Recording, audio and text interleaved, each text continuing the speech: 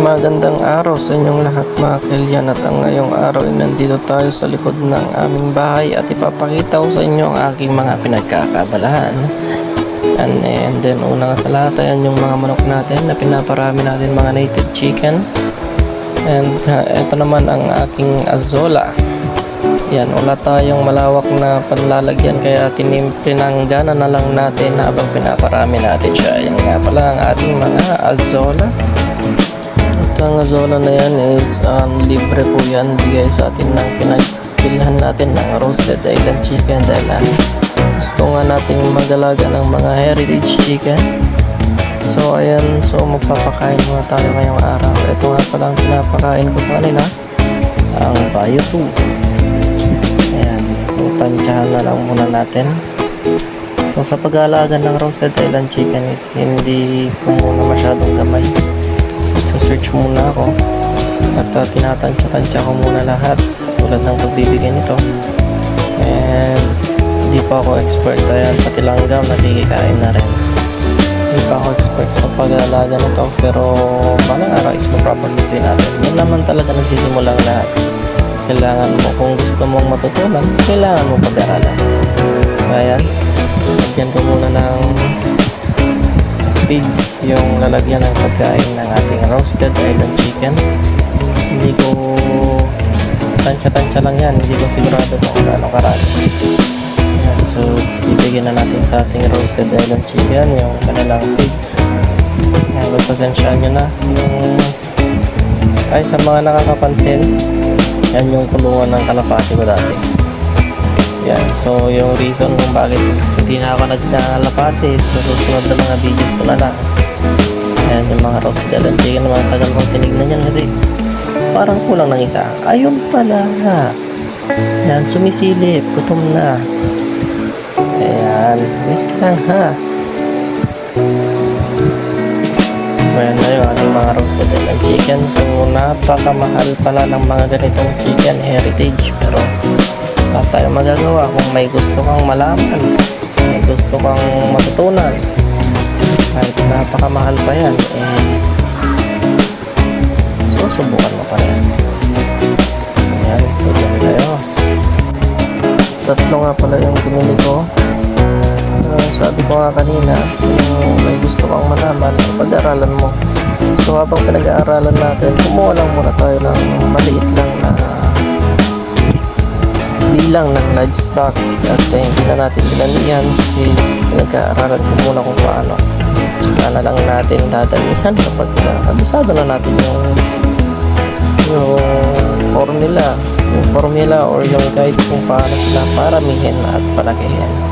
Ayan, so habang ganyan muna, enjoy muna natin yung proseso. Huwag tayong magmadali dahil maraming nagkakamali sa mga minadaling proseso, at yung mga minadaling proseso ngayon hindi maganda ang kinalabasan. So yan nga pala yung ating ginagawang kulungan ng mga native chicken natin kasi malapit na ang pagpapalay, at kapag nakalabas lahat ng mga chicken, syempre ubos ang palay, magagalit ang kapitbahay. So yan yung papalayan nila. Sana all may malawak na bouquet dahil kami hindi pinalad, pero dating din tayo dyan. So habang wala pa, enjoy muna natin yung mga kung ano yung mga resources na meron tayo. Sabi nga nila, live within your means. Makontento ka sa kung anong meron ka, kasi kung hindi ka nakontento sa kung anong meron ka, makakagawa ka ng bagay na hindi ka nais, mga bagay na hindi mo dapat ginawa dahil lang sa gusto mong makuha kaagad ang mga bagay na hindi mo naman kaya. Kaya kung may gusto kang makamit sa buhay, may gusto kang gawin, huwag ka munang pabigla-bigla ng desisyon. Huwag munang madami. For example, yung kanyang mga roasted island chicken, huwag ka munang bumili ng madami kung hindi mo pa kabisado kung paano magpalaki. Habang hindi pa kaya, bumili ka lang ng pakonti-konti habang pinag-aaralan mo sila, dahil ang maliit na karunungan na iyong nakukuha sa pag-aalaga, pwede mo yang i-apply kapag gusto mo ng mga maramihang alaga na. Ayan, so napakaganda nilang tignan. Check ulit natin yung ating Azolla dahil gusto ko siyang ipakita sa inyo ng buo. Yan, dyan ko nga pala nilagay yung ating mga Azolla dahil wala tayong malawak na bukirin na paglalagyan. Ganyan lang muna. At sa ngayon, yan, so napakaganda ng ating mga Azolla. Punong-puno.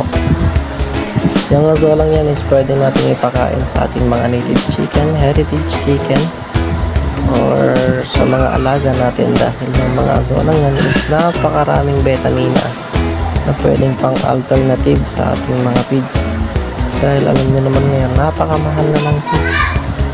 And syempre hindi lang Azolla ang pwede natin pang alternative, nandun din na ating Madre de Agua, mga buko at iba pa. So habang pinagmamasdan ng ating kulungan at iniisip ko ano bang magandang gagawin ngayong araw, ay ipapakita ko muna sa inyo itong ginagawa ko. Maliit lang naman na kulungan ng mga native chicken at tingnan nyo naman yung door pa lang niya nalagyan ng screen. So ang plano dyan, screen lahat, yan yung green screen, tapos lalagyan lang natin ng tarpaulin upang sa ganun meron silang masisilungan. Kasi nga dahil malapit ng magtanim ng palay yung may-ari ng lupang yan, perwisyo naman talaga sa kanya kapag nakakalat lahat ng mga manok dahil mauubos ang palay na pinagpaguran din naman niyang itinanim. So para lang naman sa respeto natin sa ating kapitbahay is kailangan natin itago yung ating mga manok. And ito naman yung mga naiwan sa mga kalapati ko, dadalawa na lang. Yan, sa reason kung bakit ko tinigil ang pagkakalapati is sa next video na lang natin pag-uusapan. Ayan, yun yung unang ibon natin. Yan si Egay. Pinanganak yun nung bagyo. Ayan naman yung kanila. Lalagyan ng cage noon, breeder cage, ngayon wala na rin. At sobrang nangihinayin din tayo pero wala tayong magagawa, ganun talaga ang buhay. Subukan nating mag-try ulit ng bago. Meron pa namang dalawa dito na ating paparamihin kung sakaling gusto na natin magparami na ating mga kalapati. So sa ngayon is enjoy muna natin ang pag-aalaga ng roasted island chicken. So hanggang dito na lang yung video natin. Bye!